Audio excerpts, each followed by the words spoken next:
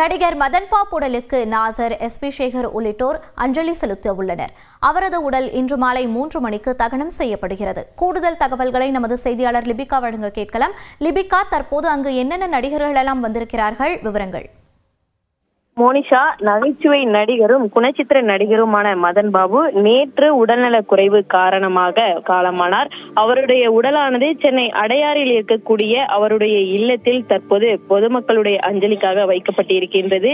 நேற்று மாலை காலமான அவருடைய உடல் என்பது பொதுமக்கள் மற்றும் திரைப்பிரபலங்களுடைய அஞ்சலிக்காக வைக்கப்பட்டிருக்கக்கூடிய நிலையில் நேற்றிலிருந்து திரைப்பிரபலங்கள் நேரில் வந்து அஞ்சலி செலுத்தி வருகிறார்கள். அந்த வகையில் இதுவரை இயக்குநர்கள் S A. Chandrasekhar, K S. Ravikumar, P. Vasu, Santhana Bharathi மற்றும் நடிகர் சண்முக பாண்டியன், நடிகை தேவதர்ஷினி, அதே போன்று நடிகரும் இயக்குநருமான பாக்யராஜ், அவருடைய மனைவி பூர்ணிமா, முன்னாள் அதிமுக அமைச்சர் ஜெயக்குமார், அதே போன்று சட்டமன்ற உறுப்பினராக இருக்கக்கூடிய அசன் மௌலானா உள்ளிட்டோர் தற்போது நேரில் வந்து மரியாதை செலுத்தி வரக்கூடிய காட்சிகளை நம்மால் பார்க்க முடிகிறது. அது மட்டுமின்றி நடிகர் நாசரும் அதே போன்று நகைச்சுவை நடிகர் தாமு நேரில் அஞ்சலி செலுத்தி வருகின்றார்கள். குறிப்பாக 100க்கு மேற்பட்ட திரைப்படங்கள்ல தமிழில் நடித்திருக்கக்கூடியவர் பல்வேறு படங்கள்லையும் நகைச்சுவை நடிகராகவும் குணச்சித்திர நடிகராகவுமே நடித்திருக்கிறார். அது மட்டுமின்றி பல நிகழ்ச்சிகள்ல தொகுப்பாளராகவும் அதே போன்று நடுவராகவுமே இவர் பணியாற்றி இருக்கின்றார். தன்னுடைய திரை பயணத்தை ஒரு இசை கலைஞராக வந்துட்டு தன்னுடைய பயணத்தை தொடங்கியவர். கிட்டத்தட்ட 100க்கு மேற்பட்ட படங்கள்ல நடித்திருக்கக்கூடியவர். தமிழ் திரையுலகை பொறுத்தவரை இவருடைய இழப்பு என்பது ஒரு பேரிழப்பாக பார்க்கப்பட்டு வருகின்றது.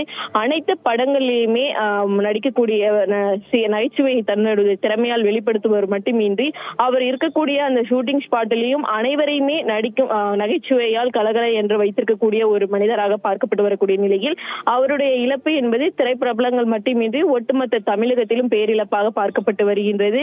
குறிப்பாக நேற்று இறந்த அவருடைய உடலானது இன்று மாலை பிற்பகல் 2 மணிக்கு மேல் அவருடைய இல்லத்தில் இருந்து ஊர்வலமா எடுத்து செல்லப்பட்டு சென்னை பெசன்ட் நகரில் இருக்கக்கூடிய மின் மயானத்தில் மாலை 3 மணி அளவில் தகனம் செய்யப்பட இருப்பதாக தற்போது தெரிவிக்கப்பட்டிருக்கின்றது. இந்த நிலையில் பல்வேறு திரைப்பிரபலங்களும் நேரில் அஞ்சலி செலுத்துவதோடு சமூக வலைதளங்களிலும் தங்களுடைய இரங்கலை தெரிவித்து வருகிறார்கள். மோனிஷா, விவரங்களை பதிவு செய்தமைக்கு நன்றி லிபிகா.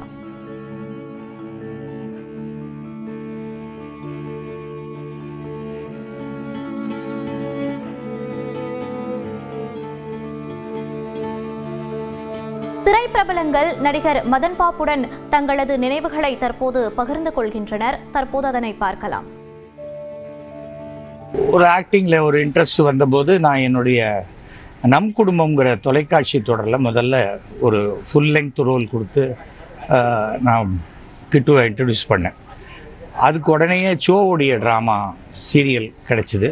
இது ஸ்டார்டட் ஆக்டிங். ரொம்ப கொஞ்சம் பிஸியாக ஆரம்பிக்கும் போது இதுக்கு நடுவில் மியூசிக் ட்ரூப் வேறு வச்சுருந்தேன்.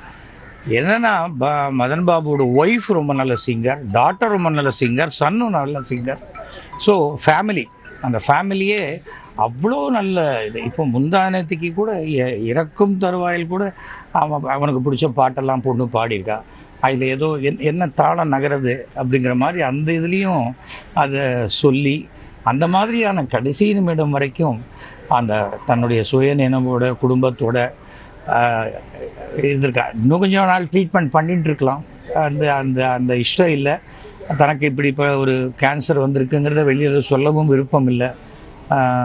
அது பிகாஸ் அவன் எல்லாருக்கும் அட்வைஸ் பண்ணி ஒரு ஒரு பாசிட்டிவ் எனர்ஜி கொடுக்கக்கூடியவன். தனக்கு யாரும் ஒரு சிம்பத்தட்டிக்காக அப்ரோச் பண்ணக்கூடாதுங்கிற ஃபீல் என்றைக்குமே உண்டு. ரொம்ப நல்ல இசை ஞானி. எனக்கு பர்சனலாக அவரோட இல்லை நான் பாட ட்ரை பண்ண முடியலன்னும் போது எவ்வளோ எளிமையாக பாடலான்றத அவர் ஒரு நாள் ஃபுல்லாக அவுட்டோரில் உட்காந்து எனக்கு கற்றுக் கொடுத்தாரு. பட் அப்போ என்னால் பாட முடியல. Wonderful person. அவருடைய சிரிப்பு இன்னும் என் காதில் ரீங்காரமாக இறஞ்சிட்டு கேட்டுக்கிட்டே இருக்கு. ஸோ ஒரு நல்ல உழைப்பாளி. எங்கள் சங்கத்தில் ஓடி ஆடி வேலை செய்வார். ஆமாம், எல்லா மீட்டிங்க்கும் வந்துடுவார். அவரும் சங்கத்துக்கு எதிராக ஒரு கச்சேரி ஒரு மியூசிக் பண்ணி ஹெல்ப் பண்ணி நினச்சாரு. பட் அது ஃபினிஷ் ஆகாமல் போயிடுது. ஸோ தென்னிந்திய நடிகர் சங்கம் அவருடைய குடும்பத்தாருக்கும் நண்பர்களுக்கும் உறவினர்களுக்கும் சக நடிகர்களுக்கும் தன்னுடைய ஆழ்ந்த அனுபவத்தை தெரிவித்துள்ளார். நண்பர் மதன் பாப் அவருடைய மறைவு வந்து ரொம்ப ஷாக்கிங்காக இருக்குது. நான் எதிர்பார்க்கவே இல்லை இப்படி ஒரு சடன் இதாவார்னு. இனிய நண்பர். அவர் வந்து ஷூட்டிங் இருந்தால் எல்லாரையும் சிரிக்க வச்சு தானும் சிரித்து ஒரு கலகலப்பாக வச்சுருப்பார் அந்த இடத்த. அவருக்கு இப்படி ஒரு துயரமான ஒரு சம்பவம். அவங்க குடும்பத்தாருக்கு என்னுடைய ஆழ்ந்த இரங்கலை தெரிவிச்சுக்கிறேன். குத்துச்சண்டையிலே ஒரு சார்பட்டா பரம்பரையிலே வந்து ஒரு குத்துச்சண்டை வீரர் என்பதிலே கூட நான் உண்மையிலே வந்து பெருமை கொள்கின்றேன். குறிப்பாக 100க்கு மேற்பட்ட படங்களில் நடித்து அதன் மூலம் ரசிகர்களை வந்து ஒரு மகிழ்ச்சி கடலில் ஆழ்த்தியவர். தனக்கென ஒரு முத்திரையை திரைத்துறையிலே பதித்தவர். எல்லோராலும் அன்புடன் அழைக்கப்படுகின்ற நம்முடைய மதன் பாப் அவர்கள்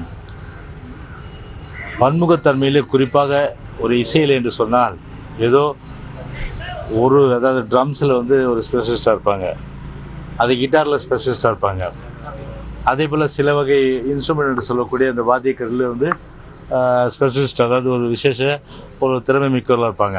ஆனால் 6 வகையான அந்த இன்ஸ்ட்ருமெண்ட் என்று சொல்லக்கூடிய அதையெல்லாம் வந்து பிரத்யேகமாக வாசித்து ஒரு சிறந்த இசையமைப்பாளர் என்ற அந்த பெருமையை கூட பெற்றவர். அது மட்டுமல்லாமல் குறிப்பாக இன்றைக்கு திரையுலகில் அதே போன்று கோலோச்சி இருக்கும் இசையமைப்பாளர் ரகுமான் அவர்களுக்கே வந்து ஒரு குரு என்று சொன்னார். நிச்சயமாக இது மிகப்பெரிய அளவுக்கு ஒரு பிரசித்தி பெற்ற, ஒரு கலையிலே வல்லமை பெற்ற, எல்லாவித ஆற்றலும் பெற்ற, பன்முகத்தன்மை கொண்ட அப்படிப்பட்ட ஒரு சிறந்த ஒரு நண்பரை இன்றைக்கு இழந்து விட்டது என்பது உண்மையிலேயே வந்து ஒரு ரசிகர்களுக்கும் சரி, அதே போன்று தமிழ்நாட்டு மக்களுக்கும் வந்து கலைத்துறைக்கும் வந்து ஒரு மிகப்பெரிய ஒரு பேரிழப்பாகத்தான் நிச்சயமாக நான் இந்த